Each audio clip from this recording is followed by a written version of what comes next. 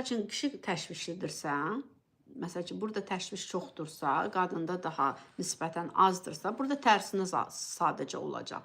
Tutalım, kişi tərəf daha çox yoxlayıcı, nə bilim, cürəbəcür ad nədir? Həm nədir onun adı?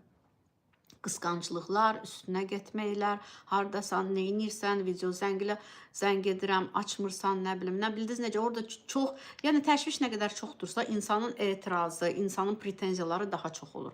Təşviş azdırsa, bir də insan öz həyatında nə qədər özü çoxdursa, yəni özü ilə bağlı müxtəlif gündəlik işləri varsa, özü ilə bağlı, onda təşvişdə nisbətən az olur. Onda konsentrasiya başqa insanda da az olur. Yəni diqqəti o insanda da az olur. Təşvişi çox vaxt çoxaldır hansısa tərəfdə.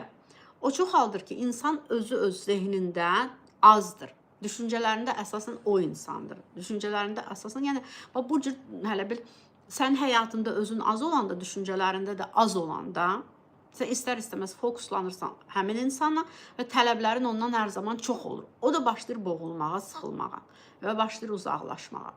Çox vaxtda nə olur, insanlarda nə baş verir? Bütün münasibətlərdə tutan müəyyən bir həyat yaşayıb, müəyyən bir yaşı var və o yaşına qədər tutalım bir neçə münasibətdə olub və hər münasibətdə az-çox eyni şeylər yaşanır. Az-çox eyni vəziyyətlər gec-tez yaranır da. Yəni xoşa gəlməyən vəziyyətlər. Başa düşdünüz necə? Yəni ki, tutalım münasibəti dağıdan vəziyyətlər. Nədən? Çünki xasiyyət eynidir, təşviş eynidir, gözləntilər əsasən eynidir. İnsanda gözlənti hər zaman bir cürdür. Hə, məni gündə tutalım neçə dəfə axtarsın, zəng eləsin, bunları eləməlidir, onları eləməlidir. Hər kəsdən kiminlə münasibətə başlayırsa, hər zaman eyni gözləntidədir. Eyni fantaziyalarda, eyni xəyallarda, eyni tələblər.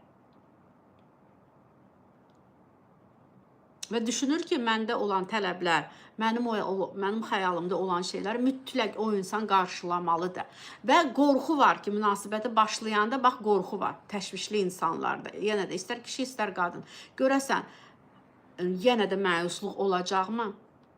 Haçansa məyusluq yaşayan insan, haçansa tutalım, deyirdimi, biraz bu həyat təcrübəsindən də asılıdır. Əvvəlki münasibətlərində hansı təcrübəni yaşayıb insan ondan da asılıdır. Hə, qorxuları nə olacaq münasibətlə bağlı?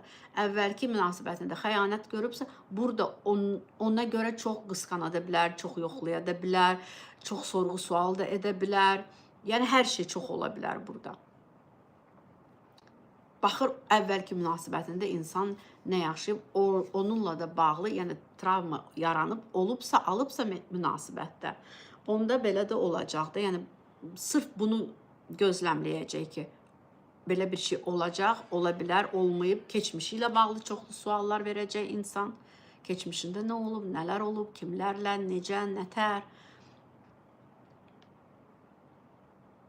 Yəni, baxın belə.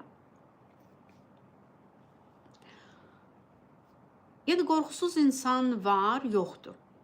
Qorxusuz insan yoxdur, amma qorxuları da insan görə bilməli. Mən qorxumdan mı irəli gəlib nələrsə edirəm, nələrsə azaldıram, uzaqlaşıram, qaçıram və yaxud üstünə gedirəm və yaxud zorlaşdırıram, çətinləşdirirəm münasibəti, gərginləşdirirəm hər zaman. Yəni, istər kişi tərəf, istər qadınlar fərqi yoxdur da. İnsan görəndə ki, bir şeylər hər zaman yolunda getmir, hər zaman yolunda getmir. Yəni, ancaq fikirləşəndə ki, qarşı tərəfdədir günah, ancaq qarşı tərəfdə, yəni çox vaxt elə olmur da, nisbətən bu tərəfdə də var. Hə, bəzən bu tərəfdə daha çox, o bir tərəfdə daha az. 99% deyə bilmərik ki, heç vaxt deyə bilmərik ki, ancaq o tərəfdədir. Düzdür, pozuntu olduğu halda insan var ki, yəni tutal narsistik pozuntudur, borderline'dır, isterikdir, sosiopatdır. Burada münasibətdə çətinliklərin, zorluqların olmaması mümkün deyil olmasın. Mümkün deyil olmasın. Yəni, burada münasibətlərdə çoxlu, cürəbəcür, dramatik situasiyaların yaranması, belə deyə də, iki vur, da belə elə bil, 2 vur, 4-dür deyirlər, nə deyirlər. Neysə də, yəni dəqiqdir, olacaq, olmalıdır. Yəni, mütləqdir. Başa düşdünüz necə? Çünki artıq orada bu pozuntuları da demək, isterikdir, sosiopatdır, antisosial şəxsiyyət pozuntusudur, borderline'dır, narsistik pozuntudur. Bunlara ümumiyyətlə bu klaster B-yə aid olan pozuntulardır. Və klaster B-nin pozuntularının adı ümumi nə gedir? Emosional qeyri-stabil. Emosional qeyri-stabil. Öz emosiyalarını regulyasiya, emosiyalar onların həyatını regulyasiya edir, düşüncələrini. Başa düşdünüz necə?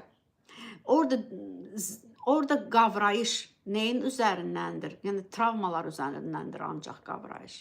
Travmaları ancaq belə analiz edir. Bir var insan ayıq beyinlə hələ bir analiz etsən, bir var dumanlı beyinlə sən vəziyyəti analiz edirsən. Başa düşdünüz necə? Bir var aydın görürsən, bir var gözünün qabağında pərdə var. Sən normal heç hər şeyi görmürsən, amma sən elə bilirsən ki, hələ yox, mən düz görürəm. O bir pozuntunun mövcudluğu təbii ki, xarakterlə bağlı olur. Yəni birbaşa, yəni xarakter patologiyasıdır da. Pozuntu olduğu yerdə xarakterdə müəyyən patologiyalar var. Xarakterdə başa düşürsünüz. Bu varsa, deməli nə var? Deməli davranışlar bəzən patoloji olacaq, tez-tez olacaq.